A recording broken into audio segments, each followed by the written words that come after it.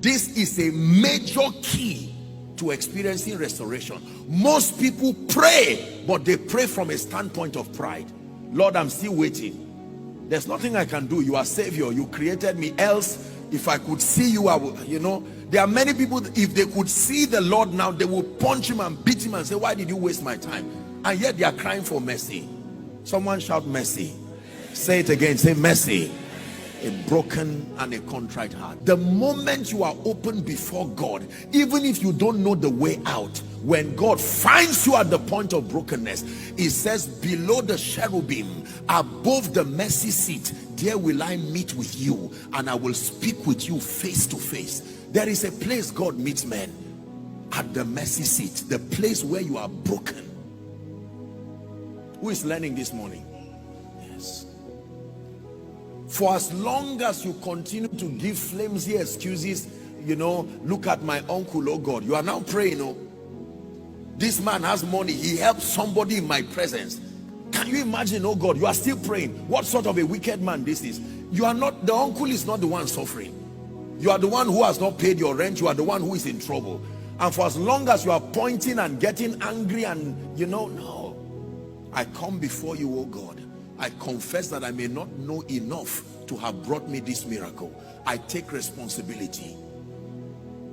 As a father, I've not been able to pay the school fees of my children. I have to stop blaming the job I lost 10 years ago.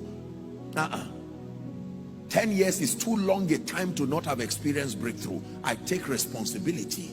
The Bible says, when I came to the house of God, then understood I. Many conferences have happened with graces that have been released within those 10 years to have corrected that problem. A broken and a contrite heart. I hope we're still friends. You have to believe this. This is a major key to experiencing restoration. Most people pray, but they pray from a standpoint of pride. Lord, I'm still waiting.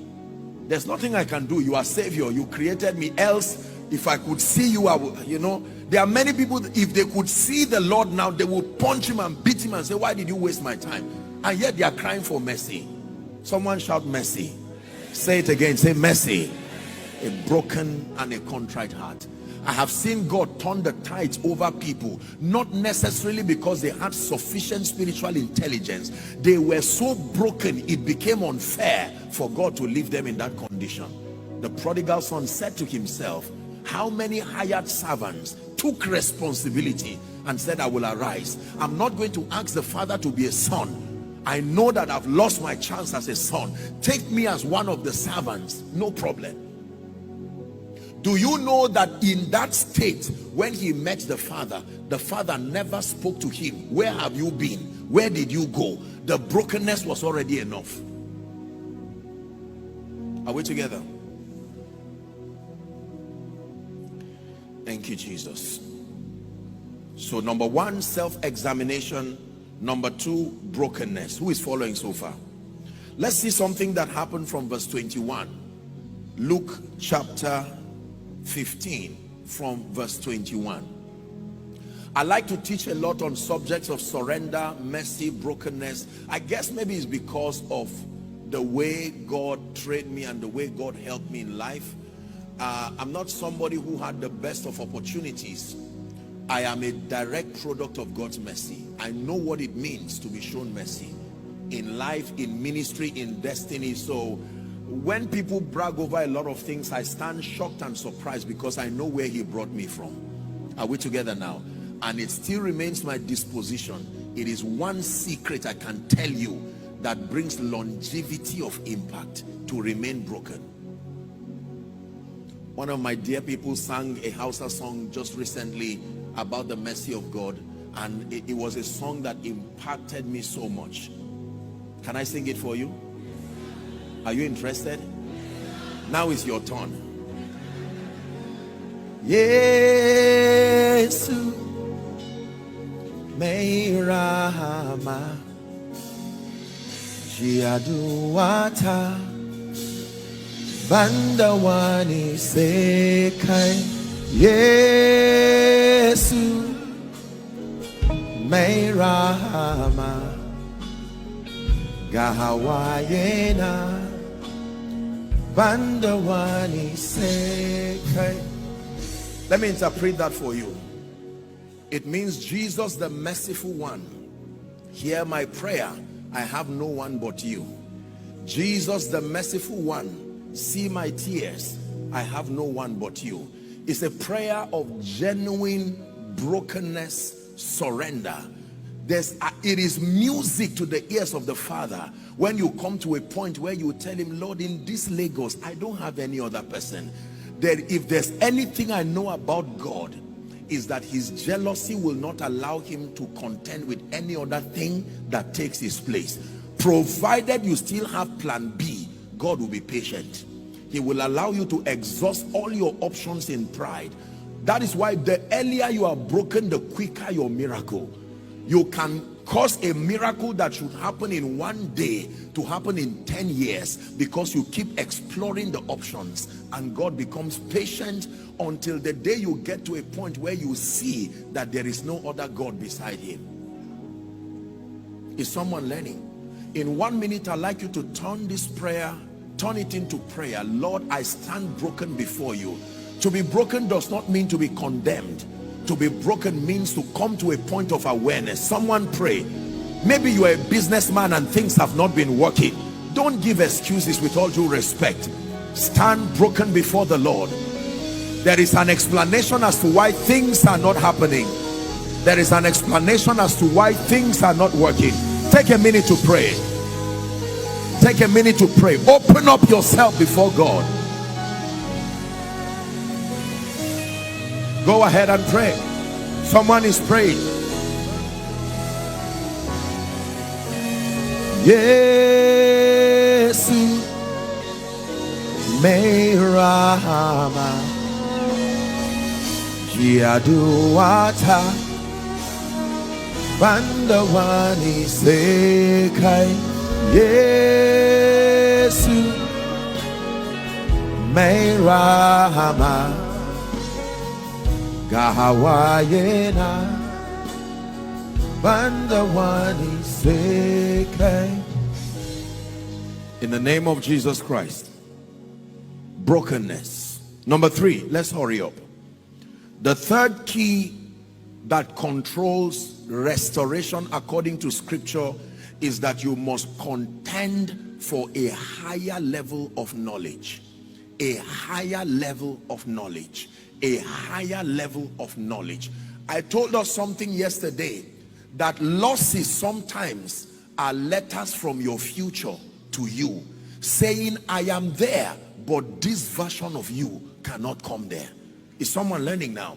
That sometimes losses, setbacks, pain are proof that your knowledge has exhausted its relevance by bringing you thus far. That current level of knowledge cannot take you further. Maybe in business, maybe in ministry. When you have exhausted the level of knowledge you have, it has exhausted its delivery. You will need higher light to continue. So many times losses are a letter from your future to your today, saying, I am there only in prophecy. This level of knowledge cannot take you to where you need to go. So you contend for higher levels of knowledge. The Bible says in Proverbs 11 and verse 9, the B part says, through knowledge shall the just be delivered. Not through assumption. Through knowledge shall the just. Even though you are the just, it takes knowledge to command your portion. Through knowledge shall the just be delivered. 1 Corinthians chapter 8 and verse 2 is a scripture that has become instructive to me as a man of God and as a believer. Let's read together. Ready? 1, 2, go. And if any man think that he knoweth anything, the Bible says he knoweth nothing yet as he ought to know. There is a standard of knowledge that connects to every dimension of results. Hallelujah. You cannot have 1,000 naira worth of knowledge and want 1,000,000 naira worth of results. It doesn't work that way. Are we together now? Yeah. There are many of us, you are not in ignorance, but the truth is that your knowledge bank is too small with respect to the results you desire. Knowledge. Buy the truth. Buy the truth. I preached a message years ago in Ghana called Buy the Truth. And I said there are currencies that you use to buy the truth. The truth is free, but it's not cheap. Let me give you some currencies that you use to buy the truth. Number one is hunger. Hunger is a currency you use to buy the truth. Number two, humility. Meekness, it is called. You use meekness. Number three, patience. Patience. You cannot want the truth at your own terms. A wise man will say adaptation is proof of honor. The ability to bend over backwards for the sake of the knowledge that you desire. Buy the truth and sell it not. Buy the truth and sell it not. Who is learning? So you need knowledge. After this conference, do not shut down just because the conference is over. For some of you, at the end of this conference, go and search for relevant materials. Your finances is not working. Now that you are broken, you've taken responsibility. Go and buy materials. Go online and search for scripture-based materials that relate to the issue of concern. You are having health troubles. Your health is swinging from pillar to post. Don't give flimsy excuses. Go and search for materials. And the beautiful thing is that the world that we live in today, knowledge has been distilled. It's already there just for you to take. Someone has already done the labor for you. Are we together now? Yeah. There are three areas that I've seen, especially from last year to this year, that is a major concern for believers. Number one, areas of finances. Most believers are struggling in the area of finances. Number two, areas of health. Health. It seems to me like hell has just released some kinds of diseases that medicine cannot seem to diagnose. Someone will tell you he's sick, the machines are saying he's fine, and yet you can see that the person is sick. So this is an area we need to build knowledge, higher levels of spiritual knowledge. Number three is in the area of establishing victory over demonic forces. These three areas, any believer that does not deal with it, you will live a defeated life. Let me repeat it again. Areas of your finances. I thank God for the balanced teaching that comes here. I am one man of God who is very unapologetic about the relevance of finance in your advancement and in the project of Kingdom Come. If you are poor, there are many things that will suffer. First you, then everybody connected to you, then ultimately God's program. Are we together? Yes. Number two, the area of your health. A body hast thou prepared for me. Every believer is given the privilege of being hosted in one body per lifetime. One body per lifetime.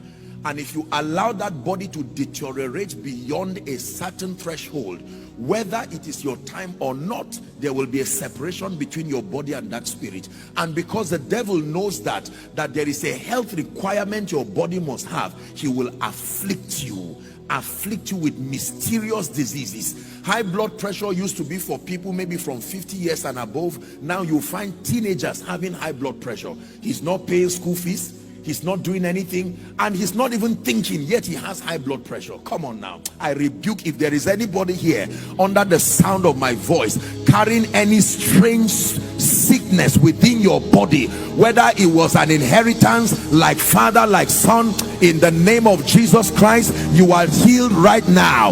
In the name of Jesus Christ, you are delivered right now. Are we together? Knowledge.